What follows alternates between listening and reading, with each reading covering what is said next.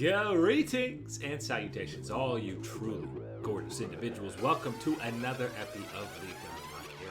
And Mark here with you beauties for a full recap of the fun bonanza that was the League of Their Own Red Bull event over in Paris. T1 running the EU gauntlet, and a little bit of a level up from last year, just kind of starting from what the actual arena venue was. It was nice last year, but the ambiance of just the player intros coming in was at another level at this event. The energy, the showmanship, it all was raised up to a whole nother level compared to last year at this year's Red Bull League of Their Own event. You said it, the introductions, it felt like, again, like a UFC fight, a WWE wrestling match. Heck, even the Super Bowl, when they're introducing the teams, so they got that type of energy to it. Felt really cool to get that type of special moments for the individual players in those introductions. The fans, the energy in the stadium, absolutely, you were able to feel through the broadcast and that type of level up. Loved the event, loved everything about it. Can't wait to talk more. And we'll go through, obviously, the marquee matchups. T1 getting farmed a little bit by some of these EU teams. But we talked about this probably having some insane viewership numbers. You knew it would peak with the Las Ratones showdown. And that it absolutely did at over 600K. 602,000 peak concurrent viewers. And honestly, a lot of the other matches were hovering in the mid to high 500s. So for a 9-hour day with only 6 games, and of course the 1v1 show matches thrown in there, but the Las Ratones versus T1 matchup, obviously the highlight with the Baus pulling out the coveted Lethality Sion. And let me tell you, Guma does not have much experience against Lethality Sion. Does anyone really have any valuable experience against Lethality Sion? I don't think anybody. Only guys on Las Ratones now, probably. Exactly. If only you've scrimmed or been unfortunate to be on the losing side against the Baus in solo queue, you might have a little bit of experience with that. Guma fresh into this type of zone, feeling this one and seeing what the Sion was able to do. I think T1 as a whole were scratching their heads about this Sion, trying to figure out whether is he the priority or is it another champion here? Oh no, he's the priority. All these type of things, and it's out of control at that point. Again, the viewership numbers for this, let's put it in perspective for people. It was over double the peak viewership of the LCS this past year. Yeah, 260K the LCS peaked at. That's not meant to be look at the LCS, they suck, they can't get any viewers type of thing. The LCS, that's still a relatively healthy amount of viewers, and especially when you're looking at the history of the LCS and where it had been up and down type of thing, that stabilization, slow climb of numbers is a good sign. You look at what Las Ratones is able to do. Absolutely, T1, no question, is part of why that viewership number is so big. And I think if, again, this was played at a time that was more friendly to the Asian viewership, you'd have even bigger numbers brought in by T1. But I think in general, this goes to speak of the league community and their interest in what's going on with Las Ratones and everything around it to tune into something like this in the middle of December. Yeah, and this event even started, I think it was 3 p.m. local. It was finishing midnight local time. So yeah, the time zone towards the end for any Asian viewership was pretty abysmal. So even more impressive that they were pulling these kind of numbers. Untara picking Teemo across this event. Absolute blasphemy. He even had the Teemo hat in that matchup against Sion, but we know the reality is Doran was just trying to avoid playing against Baus, right? He was too scared. Of course. And I think the real angle and the better take really is going to be about this was a very good event and good plan from T1, I think, at the end of the day, to ease Doran into the organization, ease him into the pressures and excitement and everything that comes with being a member of T1. And you got to go on a little road trip with the boys to Paris. You're going out for dinner, all these type of things that build chemistry, build these relationships and experiences together. I think this is going to be an absolute home run for T1, getting this early, a preview before we turn the calendar over to 2025 and they're rolling with Doran as that starting top laner. I think this was great. Untara, well, Yes, he's probably been playing a lot of Teemo as a streamer for T1. But I think one of the things that's got to be mentioned is what a gem Antara was for T1 to find. He might not have been the guy on the Rift for this team getting success, winning world championships type of things, but that investment in him as a person, as a streamer, as a player to stick around in the organization, contribute, be a personality, and be able to fill in an event like this and have the attitude that he did, you got to give props over to Antara. Yeah, I mean, it just seemed like across the board, T1 was having a good time. Obviously, role swapping pretty much every game so that you're on your off roll makes it, again, even easier for Doran to, see how big this T1 fandom travels and to have zero expectations for them to do anything because, again, it's a fully for fun event. And then for Las Ratones, obviously, great win for them. They probably, as every other EU team, taken it a little bit more seriously than T1 was on the Rift. But listen, again, we keep just talking about how fantastic this team has been. You just have to listen to Crowney talking in one of his interviews saying, I was sitting at home, benched by teams doing nothing, and then like a month later, he's playing in front of 15,000 fans, and he was just so humble and excited about the change of trajectory and opportunity that he has with this team.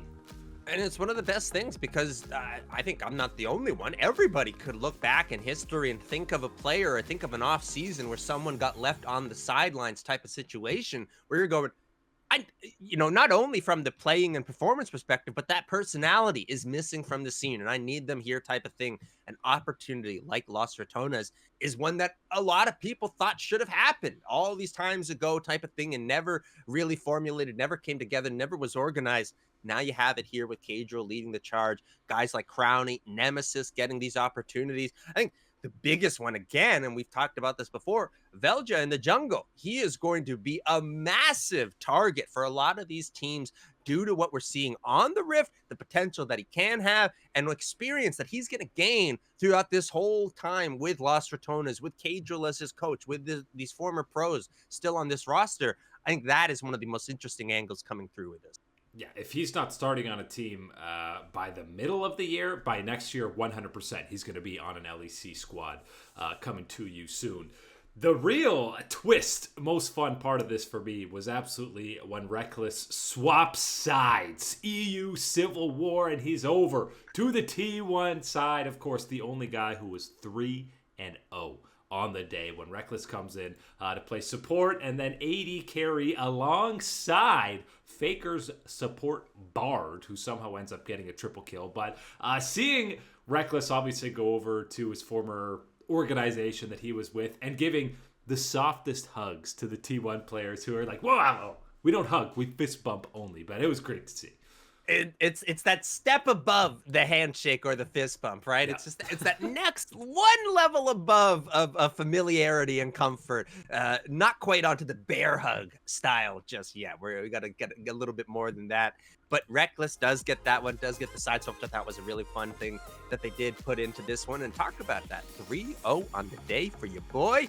You like to see that. What a introduction to Las Ratones for him and reunification with the squad, rolling with Caedrel as support the last couple of weeks. He steps right back in. No problems with Reckless going in. And even, of course, we got treated to a Reckless Janna game. Love that. And, before that, obviously, everyone was memeing, laughing, because T1 immediately comes out of the gates and loses their first 2 matches to kind of the teams you probably least expected to beat them. But as soon as they drop those, I'm getting worried because it's almost like T1's testing people, like laughing, losing this. It's almost like for no reason you have actual faith that you can match up against T1, and T1's just sitting there like, yes, laugh now, because when these matches actually matter, we will crush you. It was an unbelievable statement and experience to go through where you're realizing that yes, T1 is losing these ones, and yes, T1 is for sure playing as loose as possible, as for fun as they can, role swapping positions, all these type of things, the different champions that are coming through due to the restrictions and draft and everything else, and you realize like, yes, this is happening. But if they flip the switch and really try harder in these situations, I think we're talking about it a little bit differently and the results are going to play out something else. But again, what do you need to do? What steps do you need to take to limit the power of a powerhouse like T1? There it is. Roll swap them around, shift them around, ban out all the champions that they can play, and eventually you might get something like this. And another thing to take account into this event is like, number one, I feel like T1 probably isn't even scrimming yet, like seriously. And if they are, it's not even on this version of the game, really. Like, we're talking about the whole preseason that's going to have sweeping changes. So it's got to be kind of a bizarre duality of kind of going back to a near previous version of the game to play on. That's the other thing again, and especially when you're dealing with specifically the champion restrictions that T1 is accumulating through these matches. All of a sudden it becomes a thing of, well, this team is able to pick meta and able to pick something that is currently very strong or whatever. We've got to play nerfed Twisted Fate from, whatever ago patch type of thing situation. So that's where it becomes obviously maybe a little bit less fun, a little less energy in the match for T1 when you're realizing the different metas and patches that they've had to really roll it back through, going through these drafts and these situations. Still, I think again, overall, love the event, love this for T1, and I'm thinking we all saw Doran in the 1v1. I'm looking at Tryndamere as next year's new pick that can disrupt the LCK, show them what they're not used to.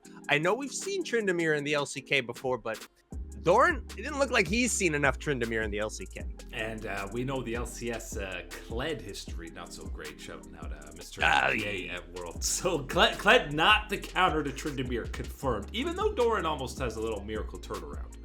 Almost gets the reset, not quite enough, but I mean, talk about the energy that was in there as well, kind of something that can be, like a little throwaway type of thing, these 1v1s, but the introductions for them, the hype and the energy was there.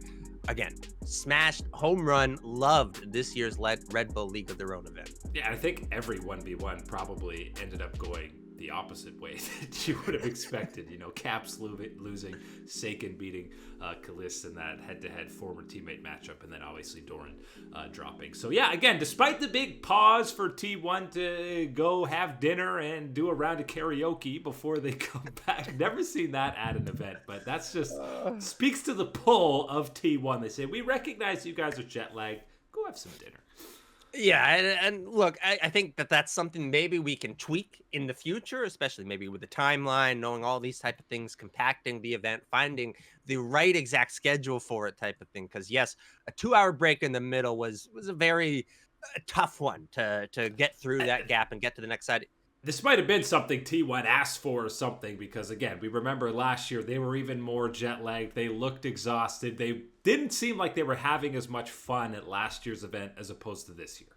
Yes, and so I think that's one of those things where finding that balance is going to be an important thing about it. And I don't know whether that may be factored in because they're in Paris. Maybe it was a situation of capitalizing on the location and going, yes, we've got, let's go have a fantastic dinner at this restaurant or whatever. Maybe we'll come back and look at this, site on the way back to the arena, whatever it was. I think you could find a way to go maybe an hour and a half, maybe an hour 15. They had to get some Eiffel Tower selfies. Maybe we talk together with the locals and figure out what is the very best restaurant to bring in on delivery as fast as possible type of situation. All these things. You could figure it out another time. But right now, I think as a whole, as a fan, as a viewer type of thing, taking this in, I'm thrilled with what we got from the Red Bull League of Their Own event. And really hope it's kind of setting a precedence for more of these more hype show match for fun events. The one match that wasn't for fun, it was full serious, was the only one without T1, and that was the G2 versus Carmine Corp showdown, because you look at the pick ban at this one and you're going, oh, this is full tryhard. This was just meta standard across the board. And really what this matchup did was tease a new potentially hype rivalry that we might get in the LEC. Obviously, Yike going against his former squad is kind of the headliner of that rivalry. It doesn't have the history of G2 versus Fnatic, the old guards, the old kings, whatever it is.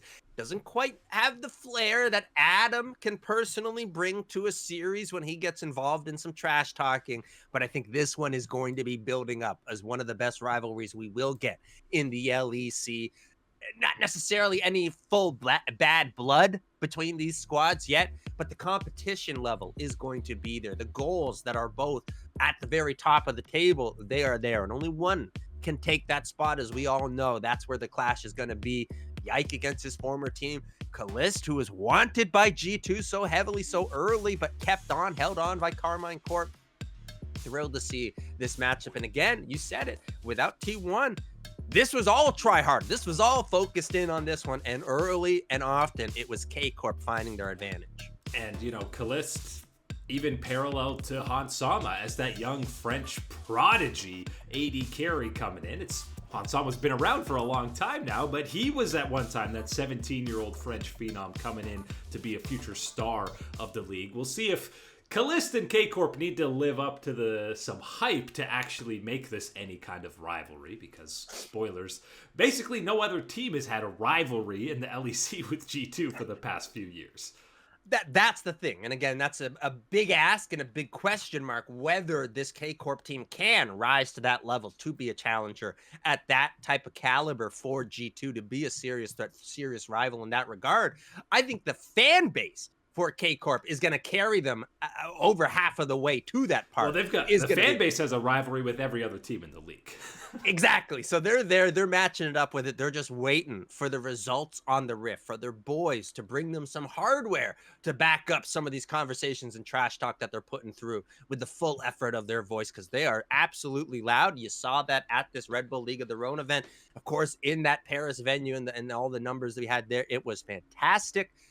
This could be a primed new rivalry, the new era of the LEC, G2 versus Carmine Corp. And, you know, still an incredibly young organization in terms of the LEC is K-Corp, but this is the version of the roster that you're the most hyped about that we've had in that very young year. And obviously a lot of that is with Callist, that AD carry, coming in to make his LEC debut this year. What this whole event, and specifically that G2 versus KC head-to-head does, for me at least, is show the potential of what you could do at these rumored LEC roadshows that we've heard about for 2025. And that was Riot announcing that the odd week, you know, not for a whole split, but 1 week here, 1 week there, they're going to take the LEC show on the road, 2 venues of some teams choosing, but hopefully similar to the venue that we got this event at, even if they're a little bit smaller. The potential to have thousands of people in the live audience, and if they're able to pair those slate of LEC games alongside, bring a streamer team, bring Las Ratones an ERL team, do some 1v1 show matches. If they really make it feel like an event, there is a whole lot of potential there.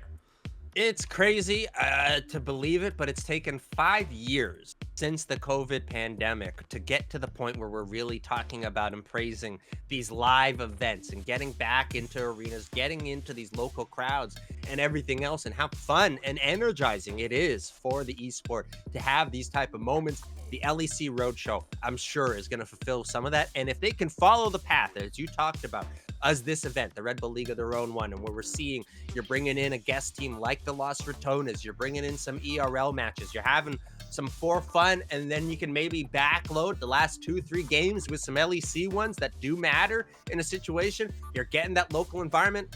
As you said, even a smaller venues, I'm certainly not opposed to it. I think that you get a lot more of an intimate environment with the crowd, with the people that are attending at that point in a smaller venue. Even with then you go to the bigger ones and you're getting, of course, all the hype, the excitement, the energy, the feeling of a massive arena type of thing. This could be massive for the LEC if they're able to capitalize on this type of path, this type of format, bringing in a little bit extra, a little bit of for fun, a little bit of silly, and then backload with your importance, with those real matches. That, I think, is the ticket for the LEC, and especially because it gives you that opportunity to bring Las Ratones in. And that, I think, is one of the biggest takeaways from this Red Bull League of Their Own event, with that viewership numbers, with everything else going around. If you're one of these leagues, especially the LCS and the LEC, you can't miss on this opportunity on involving Las Ratones into something as far as their viewership numbers, everything else, because you know what? Next year, Las Ratones isn't here because those guys are going to be signed to other teams, other places, other opportunities. It's going to have to be a refresh, and you don't know what that refresh is going to be. I want in on this Las Ratones roster. I mean, you might just be rotating 5 new guys. They're not going to have the same hype that these, popular streamers have. But yeah, this just really seems like the beginning. But, obviously this was a big arena, like 15, 20K people. So you're probably not getting something that big, but it's going to be bigger than the LEC studio, than the arena there, even on the smaller scale. And I think no region, more so than the LEC, is starved for these bigger events, because we had 3 straight finals just in the studio and then 1 grand season finals at the end. But having these are going to be like an oasis in a desert to just get out of that Berlin studio. And it's just been such an ugly spot for the LEC, having it at the Berlin studio, which, by the way, is a fantastic studio and super wonderful. Nice renos. Looks great. Wonderful running through the regular season and everything like that, but you need something different for that final, something special, something that allows you to do a presentation, all these type of things, like these arena, like these theater formats that we have visited with the LCS, with the LPL, LCK at these big arenas, the big spectacle and shows. There's been none of that really for the LEC, and especially for a region that has the fan base like the LEC does, and how vocal and loud they can get into the event.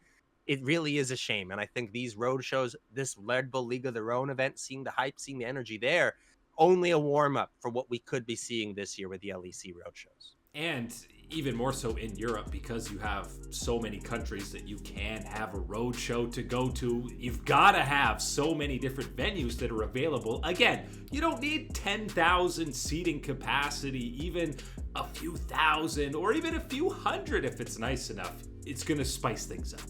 This isn't, the LCS where it's like, okay, meet me in New York next week, fly over the country, 5 hours, whatever it is, hundreds of dollars to get there type of situation. This is, hey, these games are in the afternoon.